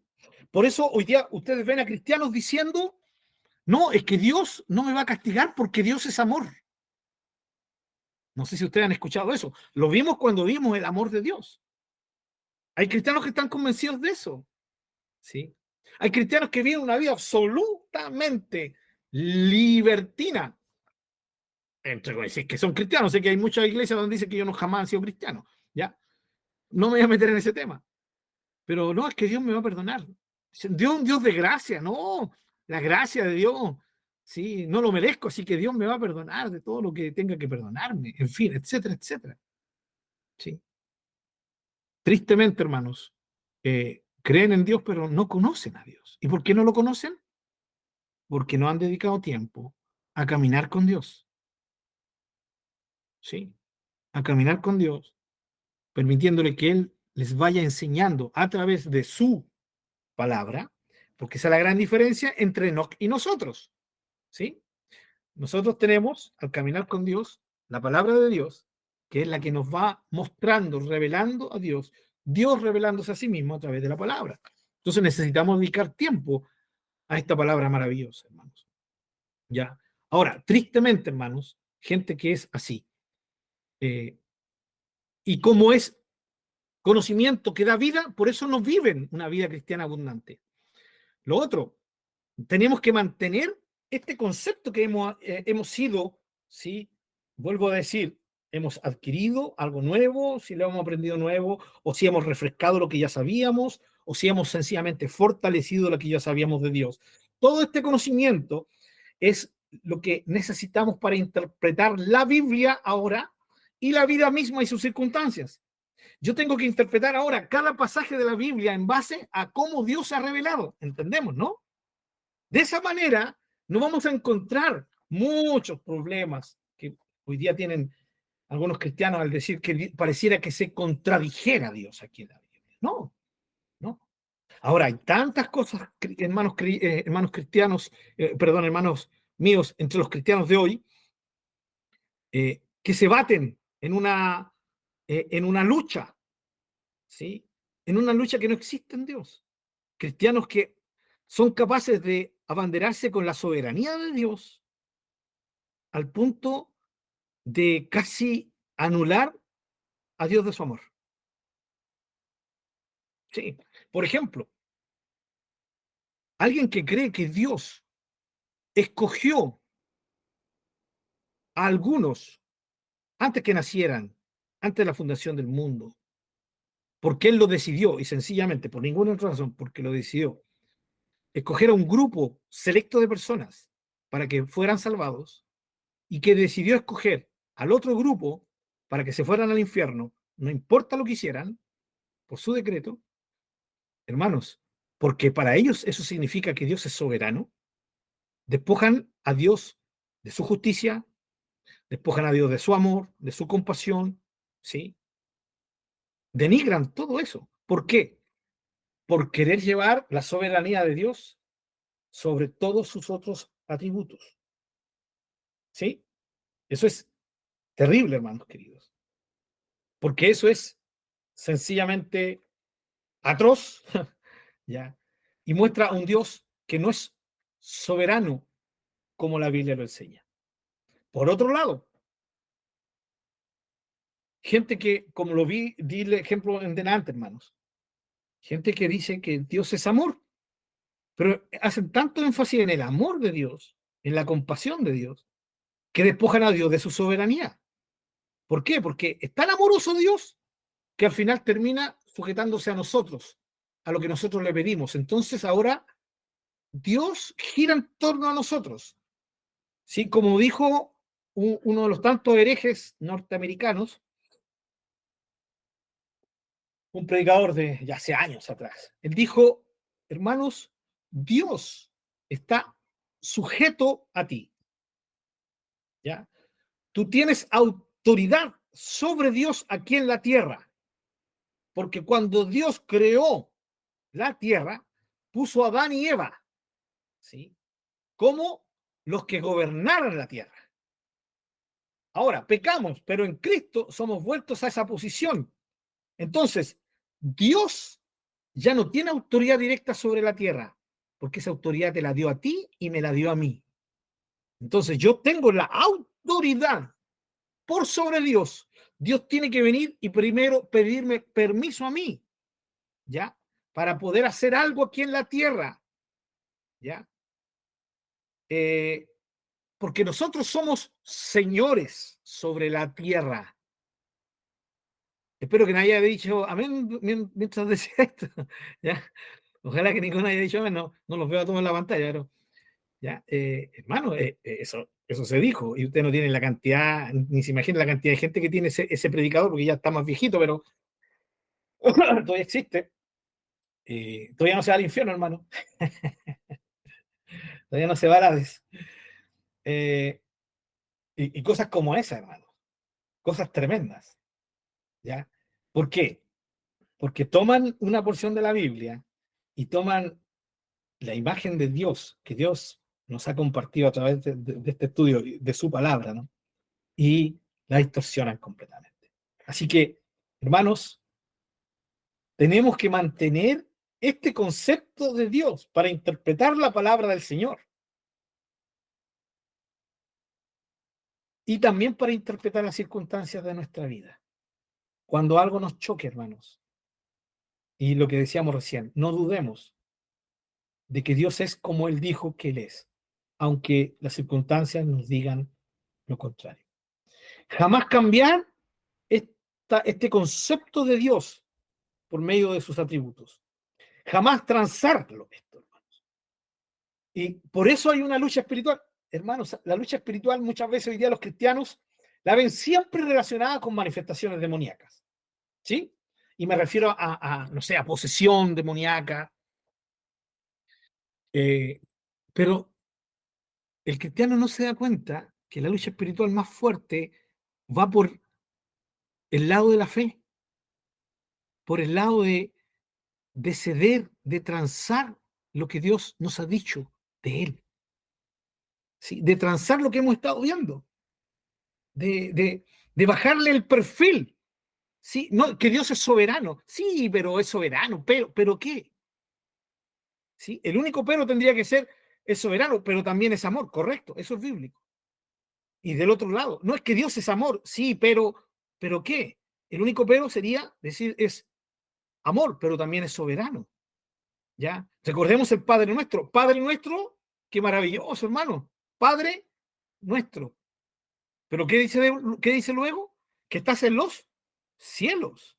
Nuestro Padre se acercó, nos abrazó, pero está en los cielos reinando, hermanos. Él sigue siendo el mismo Altísimo, el mismo Sublime, el mismo que habita la eternidad. Él no ha cambiado. Él sigue siendo el Altísimo, hermanos. Pero la diferencia es que hoy se acerca tanto para abrazarnos que nos hace sus hijos. Hermanos, la lucha espiritual tiene que ver con que le bajemos el perfil a este conocimiento de Dios.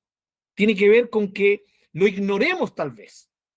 Ahora, cuando comenzamos a ignorar este conocimiento de Dios y comenzamos a enfocarnos en otras cosas, hermano, paso a paso no nos damos cuenta que la independencia de Dios, que nosotros nos independizamos de Dios, sí, se va a ir gestando paso a paso. Y eso hay que ser muy cuidadosos. Y aquí es donde entro yo a hablar lo que dije al principio. Por esto, hermanos queridos, la religiosidad es mortal. Es mortal. Eh, no sé si se recuerdan lo que Jesús habló sobre los fariseos. Ya. En Mateo 23 es interesante. El Señor, capítulo 23, versículo 1, eh, si no lo encuentran, pueden anotarlo por ahí. Yo lo voy a leer. Entonces habló Jesús a la gente y a sus discípulos, diciendo, en la cátedra de Moisés se sientan los escribas y los fariseos. Así que todo lo que les digan que guarden, guárdenlo y háganlo, pero no hagan conforme a sus obras, porque dicen y no hacen. Eh, no sé si me escucharon o si lo leyeron mucho mejor. Eh, Está clarito ahí lo que dice el Señor Jesús sobre esta gente, sobre estos religiosos. ¿Ya? Eh, por ejemplo, la NBI dice el versículo 2: los maestros de la ley y los fariseos tienen la responsabilidad de interpretar a Moisés y enseñarlo. Así que ustedes deben obedecerlos y hacer todo lo que les digan, pero no hagan lo que hacen ellos, porque no practican lo que predican.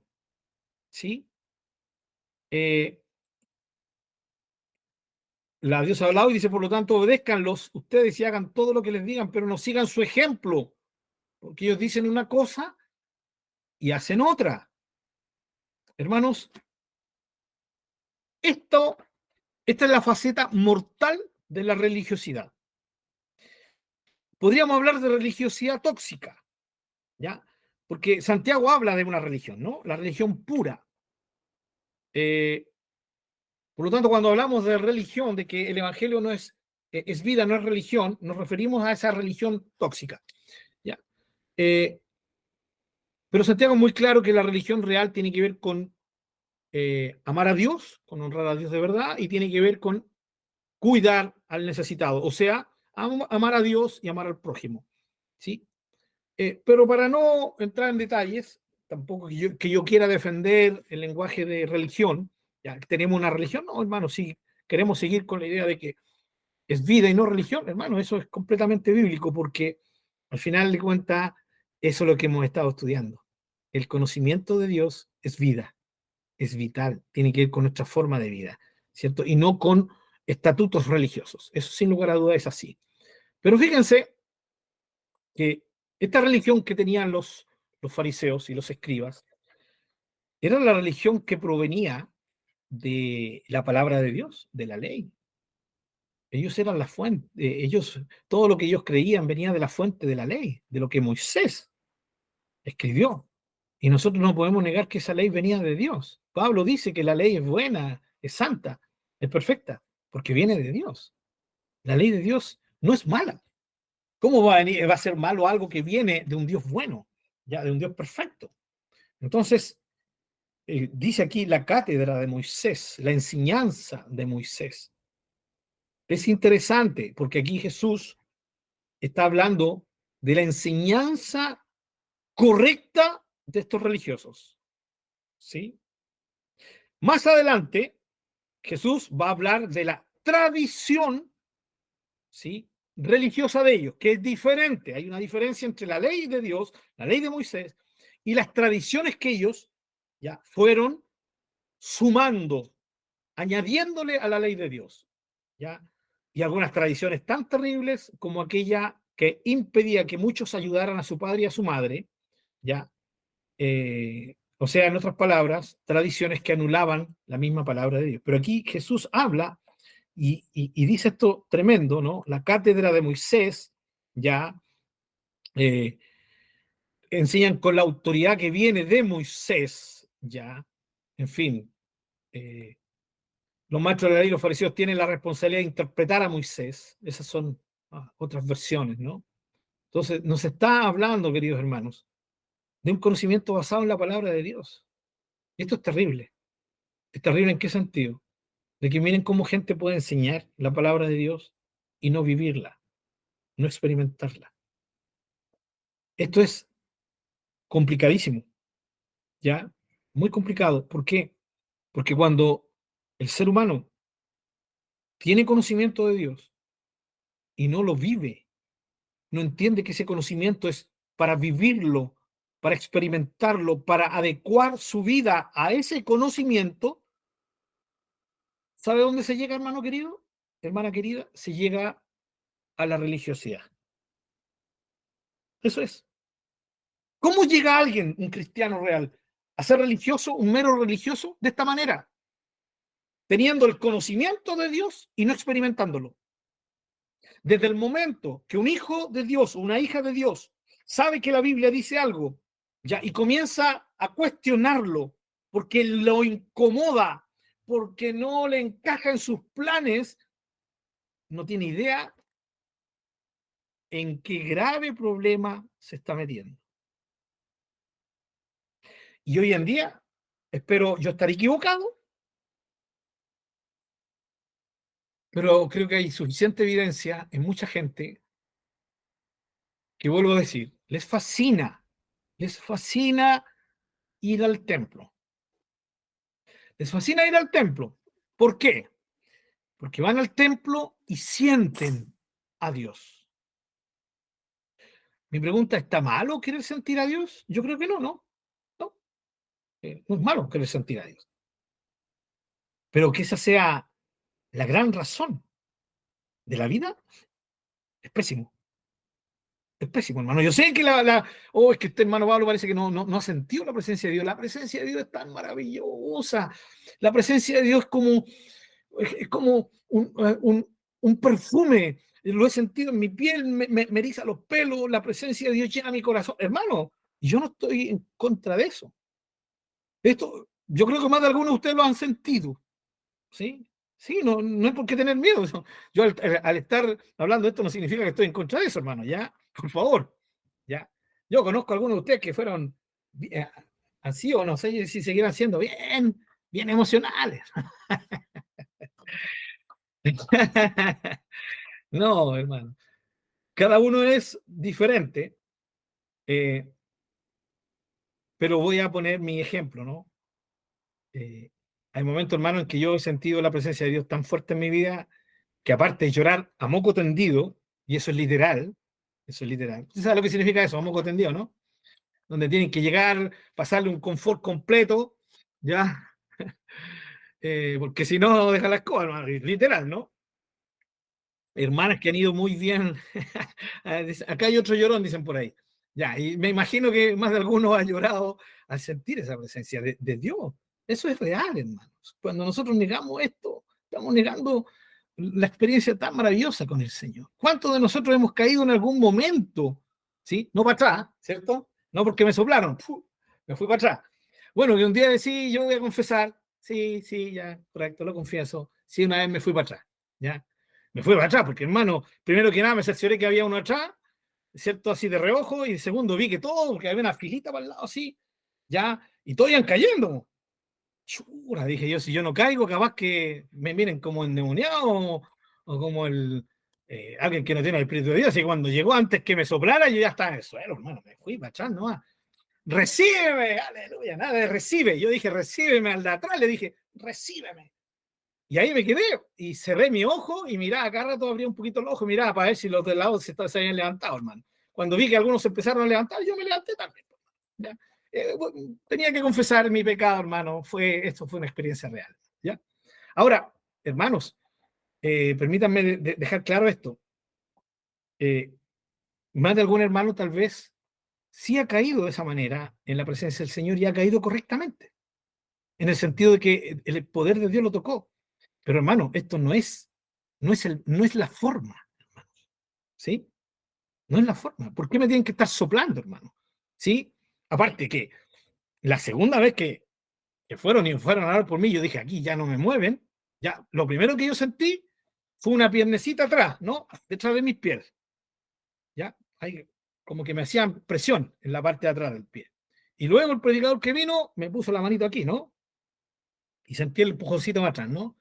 Ah, judocas, me quieren hacer una llave. Así que ahí yo no cedí, ahí sí que no cedí, no dejé que me tiraran al suelo, ¿ya? Eh, pero sí, se dio mucho eso, hermano, mucho.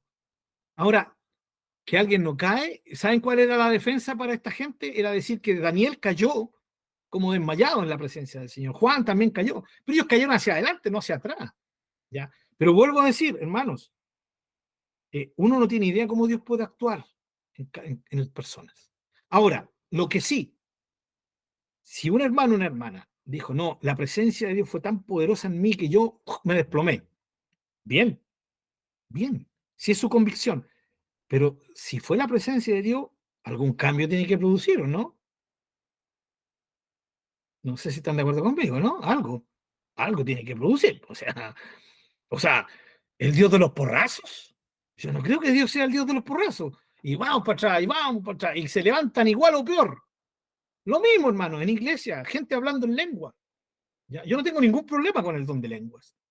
Pero yo he escuchado gente hablar lenguas, ¿ya? Que de partida he escuchado desde lenguas que se me han erizado los pelos del miedo, ¿cierto? Más que del miedo de sentir que era algo absolutamente satánico, dentro de templos, ¿ya? Hasta lenguas, ¿sí? Que el hermano dijo, no es que fue a un curso donde me enseñaron a hablar en lenguas, ¿ya? De ese tipo. La hermana Laura se ríe, pero es verdad, hermana Laura, en serio. No tengo ningún problema con el don de lengua. Pero ¿de qué sirve hablar en lenguas si vamos a seguir viviendo una vida que no honra a Dios? ¿Entienden la idea, mi hermano? ¿No? ¿De qué sirve, hermanos? y voy a un extremo, ¿de qué me sirve ser un buen maestro? ¿De qué me sirve ser un buen predicador? De esos que, wow, dinámicos, dinámicas, wow, que bendicen. Si yo no estoy viviendo aquello que estoy predicando. Y ese es el problema cuando tristemente la gente es como estos religiosos, ¿sí? Los religiosos. Gente que se ha encontrado con palabra de Dios y no ha decidido vivir de acuerdo a esa palabra de Dios. ¿Ya?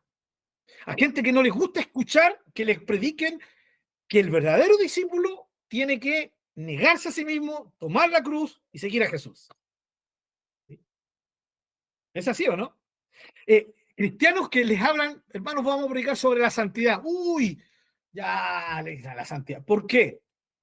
Ahora, entiendo, hay gente que tal vez está cansado que le hablen tanto de la santidad y no le hablen de otras cosas. Está bien, pero que sea esa la razón. No porque sé que cuando hablan de santidad, permítanme esta expresión chilena, hermanos, me pegan en los cachos, ¿sí? Entonces, por eso no me gusta que hablen de santidad, porque ahí me dan donde me duele, ¿sí? Pareciera que alguien le hubiera contado al hermano predicador lo que yo le confesé al pastor, mi pecado oculto, los pecados con los cuales tengo problemas.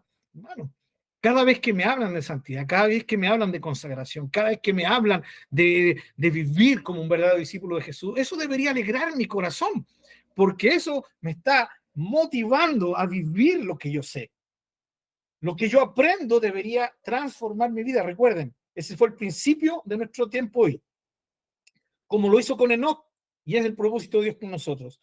Y la religiosidad es tan terrible, hermanos, porque trastorna, no transforma, trastorna la mente de un hijo de Dios, de una hija de Dios, ya hacia un camino que no es el correcto.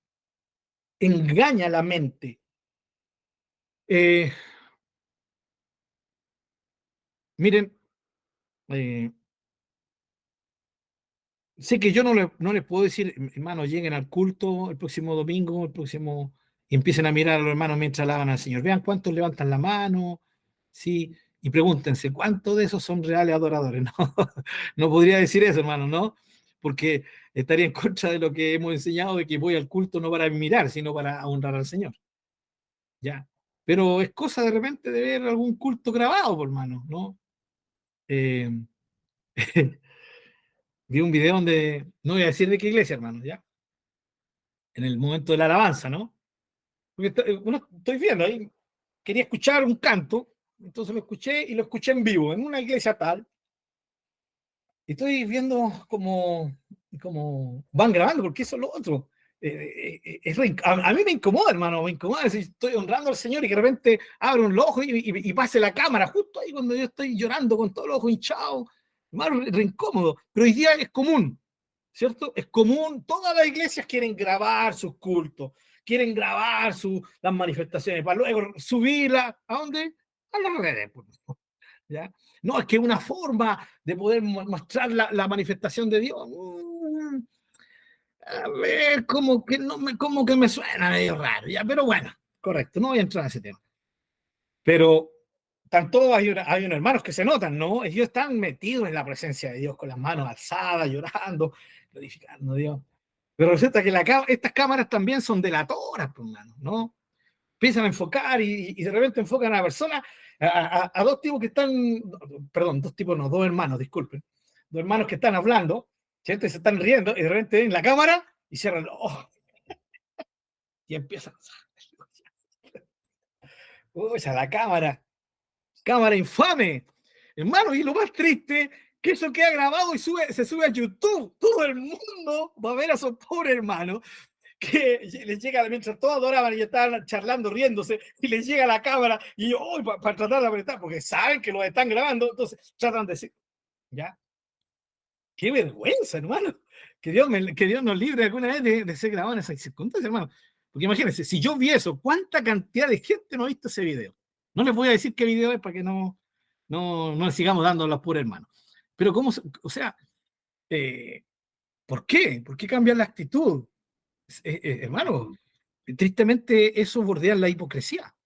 Y el gran problema de los religiosos, ¿cuál era? La hipocresía. Era mostrar algo que no son. Y eso es el espíritu del religioso o de la religiosa. Es aparentar cosas, ¿ya? Como en el caso de los fariseos, que aparentaban algo, ¿no? Aparentaban. Tenían conocimiento, pero no lo aplicaban a sus vidas, no vivían de acuerdo a ese conocimiento de Dios. Y eso es lo que, hermanos, por favor, hemos estado estudiando. ¿Cuánto tiempo sobre Dios? Eh, Varios meses, ¿no? Saco el cálculo, hermana Sandra, ¿no? Hermano Marcelo. Vale. Vamos a cumplir casi el año. En Sí, el agosto, si no me año. equivoco. Alábala, gloria a Dios. Wow. Bueno, partimos, ¿cierto? Algunos poquitos y después se fue agrandando la familia. Pero llevamos harto de pasar horas aprendiendo sobre Dios, hermanos. ¿Saben? Tiene que haber, hermanos, en todos nosotros una meta. Y esa meta, ese objetivo es que este conocimiento no pase a ser más del que está guardado ahí, ¿sí? En el subconsciente, sino que sea un conocimiento que esté en el consciente, ¿sí? Que nos haga vivir. Ese tiene que ser el objetivo de todo este tiempo de aprender, ¿ya? ¿Por qué? Porque el conocimiento, mis queridos hermanos, debe producir transformación, ¿sí? Ahora, esa transformación la produce el Espíritu de Dios por medio de la palabra, ¿sí? Nosotros no nos podemos transformar. Es Dios quien nos transforma. Pero aquí hay un punto. Sí tiene que haber algo que usted y yo debemos producir. O debería producirse en nosotros. Una reacción ante tal conocimiento. Sí, espero que me haya escuchado lo que dije. ¿Sí? En nosotros tiene que haber una reacción ante tal conocimiento. Dios, por medio del conocimiento de su persona, nos transforma. Él nos va transformando. Hay veces que no nos damos ni cuenta, va pasando el tiempo y nos damos cuenta como si Dios nos ha dado victoria en situaciones que antes no teníamos victoria y nos va ayudando a fortalecer la fe que estaba débil, que estaba herida, que estaba enferma, y vamos viendo sanidad y progreso en nuestras vidas. ¿Ya? Pero Él espera que ante el conocimiento que Él nos da, nosotros reaccionemos. Tiene que haber reacción ante tal conocimiento, ¿ya? Y tiene que ser una reacción clara, clara. Ahora,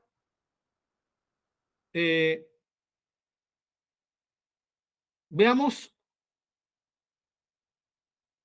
un poquito de recuerdo de lo que hemos estado estudiando. No sé si se recuerdan cuando vimos la incomparabilidad de Dios, ¿no? Cómo Él se describe a sí mismo, como un ser que va más allá de la razón, del entendimiento, un ser tan grandiosamente supremo que nuestras mentes quedan pequeñas, son mentes limitadas para poder abarcar el conocimiento de un ser tan glorioso. Es tan poderoso que tiene la capacidad de crear un universo tan gigante como el que nosotros, como en el que nosotros vivimos, hermanos. ¿Ya? Estos famosos eh, eh, artefactitos que andan viajando por el universo, enviados por el hombre, ¿sí? Más se me olvidó el nombre. ¿Cómo se llaman? Ayúdenme, si alguien se recuerda. Los satélites, gracias, hermana Santita. Famoso satélite, el Hubble, por ejemplo. Sí, hay otro también que fue enviado hace poco y nos va mostrando, hermanos, la grandeza del universo. ¿Ya? El científico, el astrónomo queda asombrado ante tanta grandeza. Esto es literal, hermanos, ellos son asombrados. Yo he escuchado a astrónomos hablar, gente tremendamente apasionada con su tema.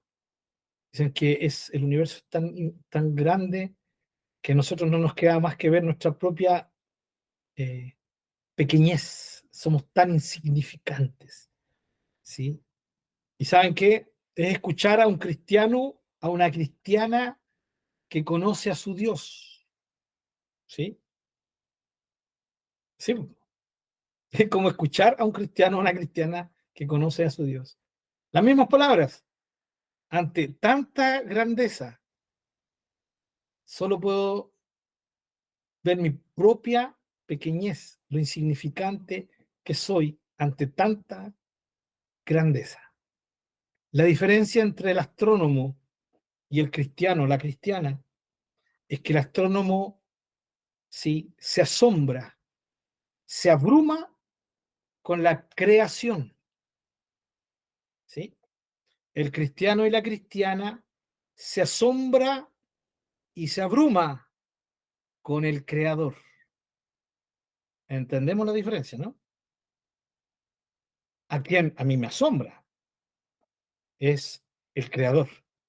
También la creación, pero la creación me queda pequeña porque digo, si es tan grande el universo, ¿cómo será el que lo creó?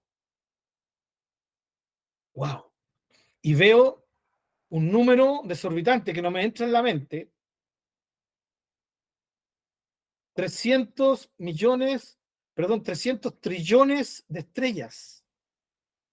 Es no sé cuántos ceros son, hermanos. No sé cuántos ceros son. ¡Wow! Increíble. De estrellas. Y se cree que cada estrella lo más probable es que tenga su propio sistema solar. O sea, ¿de cuántos planetas podríamos estar hablando en el universo? Los científicos han descubierto que el universo se creía tiempo atrás que el universo era infinito porque se seguía más allá y no paraba. ¿Ya? Pero hoy día el científico más responsable no afirma que necesariamente sea infinito. Lo que pasa es que llega un momento en que nuestra luz, por así decirlo, nuestra capacidad de llegar hasta ahí, llega hasta un punto, ¿sí? Hasta un límite. Y de ahí para allá está la parte oscura del universo. Pero no se sabe si la parte oscura es que ya no existe más universo o hay más universo más allá. Lo que pasa es que es el límite, ¿sí? De la capacidad humana. ¿Sí? Estamos entendiendo, ¿no? Mucha que me suena parecido a lo que hemos estado estudiando, ¿no? Dios, un límite, ¡pum! Hasta aquí. Es todo lo que logro llegar. De ahí para allá no es asunto mío. Lo único que sé que por todo lo que yo no logro ver y no logro entender, que es un misterio para mí, ¿sí? Eso me muestra que este Dios, este ser que se me ha revelado y que me ha abrazado como padre, es digno de una reacción ante tal grandeza, ¿sí? Y lo primero, mínimo, debería ser asombro, ¿sí? Asombro, hermanos, asombro. Y aquí es donde necesitamos la guía del Espíritu Santo, hermanos queridos. Porque si Él no nos ayuda con esto, no vamos a ser asombrados con todo lo que hemos estudiado. Y vamos a caer en el problema de solamente guardarlo en la parte del cerebro, lo sé, ¿eh? Sí, conozco los atributos de Dios, trascendentes, lo que nos muestra como trascendente, los que lo vinculan con la creación, los atributos morales de Dios. Sí, Dios es grande, maravilloso. ¿Y? ¿Y? ¿Y? Irá.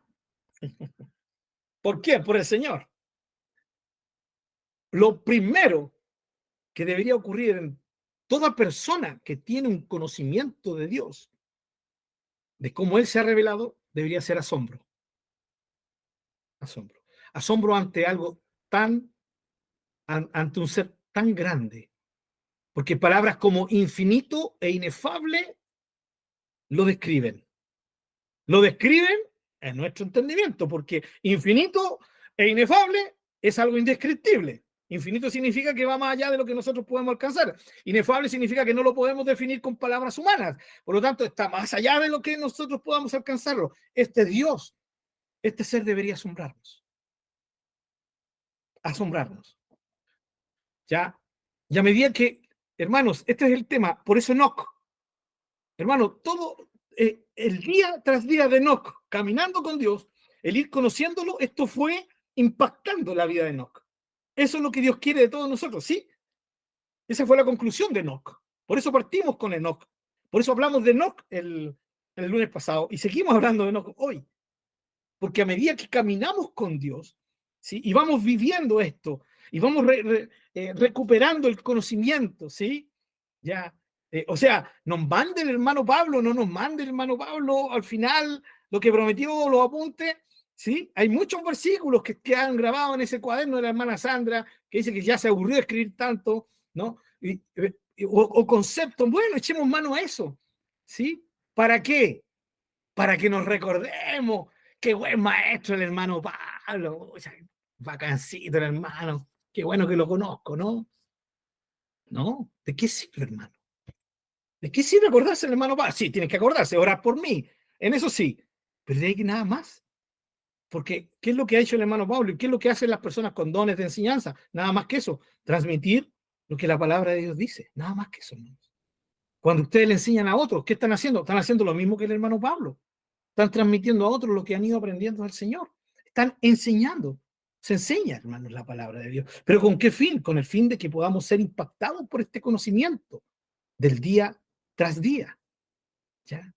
Y solo esto, hermanos queridos, solo esto nos va a librar de que caigamos en las garras de la religiosidad. ¿Ya? Vuelvo a decir, hermanos, ¿por qué voy al culto? ¿Sí? ¿Qué me motiva? Porque si estoy en el culto y hay un canto que expresa justamente lo que yo quiero decirle al Señor y me dan unas ganas de levantar las manos, aunque sé que en la iglesia donde estoy nadie las levanta, pero ah, al bolsillo con la congregación y levanto mis manos, ¿no? Sí. Cortito, hermano. Sé que más de alguno de ustedes va a decir, pues, el hermano Pablo está contando muchos testimonios suyos, ¿no? Pero permítanme, cuando el Señor me permitió irme restaurando después de la situación grave que yo experimenté, y comencé de nuevo a ir a una congregación, me comencé a congregar, eh, yo diciendo que era para que mi hija se congregara, ¿no? Mentiroso, si yo el que necesitaba. Entonces al principio, mientras venía un canto así, como yo todavía estaba ahí en proceso, ya sí cerraba mi ojo. Pasaron unos meses, ya la restauración era más fuerte, así que las manitos aquí, ¿cierto? Amén, Señor, gloria a Dios. Más parecía que estaba reprendiendo que alabando, ¿no? Sí, las manitos ahí. Ya cuando pasaron unos meses más, a la mitad, ¿ya? Entonces, el progreso se iba viendo en las manos, pues, ¿sí? O ya no, barría nomás, sí, con todo, todo para la gloria de mi Señor, ¿sí? Y vamos con todo nomás, ¿ya? Porque se lo merece. Entonces, esa es la idea, ¿no? ¿Cuál es el concepto que tengo de Dios? El concepto que yo tenga de Dios, si el concepto de Dios, del conocimiento que Dios nos ha dado, reina en nuestra vida, hermano, vamos a querer alabarlo, vamos a querer reaccionar ante Él, vamos a querer hablar, que otros conozcan de Él, ¿no? Estamos asombrados con Él, ¿ya? Y vuelvo a decir, a la diferencia de los científicos honestos, como lo son los astrónomos, la mayoría, ¿no? Eh, nosotros nos enfocamos en el que creó todo, nuestro creador. Y nos amó tanto que nos abrazó. Asombro. Asombro por su grandeza, asombro por su amor, por su compasión, asombro por su fidelidad. Como un ser que no necesita de nada ni de nadie, decide ser fiel, hermano. Fiel, ¿ya? Fiel. Pero él decide ser fiel y es fiel, ¿sí? Asombro. Pero para terminar, mis queridos hermanos, ¿ya? Y para dejar tiempo también para la próxima semana, que vamos a seguir avanzando en esto, ¿qué más debería producir el conocer a un ser tan inefablemente grandioso como él? Asombro, temor, temor, ¿o no? Es que es tan grande, temor. No el temor del miedo, sino de ese temor reverente, como se ha explicado, ¿no? Pero es saber que somos tan insignificantes ante Él, ¿ya? ¿Qué más debería reaccionar? Ante un ser tan grande debería haber una reacción llamada alabanza. ¿En qué sentido? Decir, wow, qué grande eres. ¿Sí? ¿Qué es lo que es eso? ¿Qué es lo que acabo de decir? ¿Qué es lo que acabo de proclamar? Es una alabanza. ¡Qué grande eres! Decir, wow, no hay otro como tú, realmente, no hay otro. ¿Qué es eso? Alabanza. Estoy reaccionando. ¿Qué otra cosa? Acción de gracias. Wow, eres tan grande y a pesar de eso, me has abrazado como tu hijo. Wow, gracias, Señor. Gracias porque no lo merezco. ¿Qué otra cosa? Postración. Cada cierto tiempo es muy bueno que un hijo de Dios, una hija de Dios, se postre. ¿Ya? Ahora, que siempre lo haga conscientemente, inteligentemente. ¿Sí? Otra cosa, ya aquí nos pusimos complicados. Rendición total, de esas sin condiciones. ¿Ya? Me rindo siempre y cuando, Señor. No, no. Ante tal grandeza, nosotros caemos postrados y decimos, aquí estoy. ¿Sí? Sin condiciones, me rindo. ¿Ya? Un todo o nada. Estas deberían ser las reacciones ante este ser. Todo o nada. Dios, o te doy mi todo o no te doy nada. Punto. No hay medios. Por eso la tibieza ofende a Dios. ¿Por qué? Porque la persona tibia quiere, la persona que está en medio, quiere decir, un poquito para ti y un poquito para mí. ¿Sí? Uno para ti, uno para mí, uno para ti, uno para mí, uno para ti, dos para mí, uno para ti, tres para mí. Y Dios no se merece eso. Dios se lo merece o todo o nada. Mis queridos hermanos, y vuelvo a decir lo que dije hace un ratito atrás. Sí que mucha gente no quiere escuchar esto, ¿ya? Porque preferiría escuchar que la cosa está más balanceada. ¿Sí? Ese. Uno para ti, uno para mí. Los más espirituales dicen dos para ti, uno para mí, Señor. ¿Ya? Los más espirituales dicen cinco para ti, uno para mí. Pero con Dios no debe ser así. Debe ser todo para ti. Y sé que eso es complicado para muchos. Y saben, todo esto que hemos hablado, asombro, temor, alabanza, acción de gracia, postración, rendición total sin condiciones, un todo o nada, ¿sí? Un conocimiento que debería abrumarnos, ¿sí? En lo más profundo del ser, remecernos acá adentro para que reaccionemos. ¿Saben cómo se puede resumir todo esto en una palabra?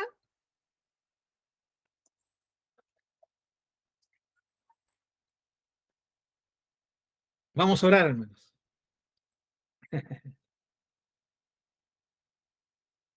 Más de algunos de ustedes saben qué palabra es. Adoración. Adoración. Es adoración, hermanos. La verdadera adoración a Dios implica todo lo que acabamos de decir. La adoración no tiene que ver con cantar, la adoración no tiene que ver con música. Puede usar esto, pero no es eso, es mucho más allá. La reacción que debería haber en nosotros es adoración, hermanos. Adorarlo. Si hay alguna pregunta, pueden hacerla ahora, si no oramos.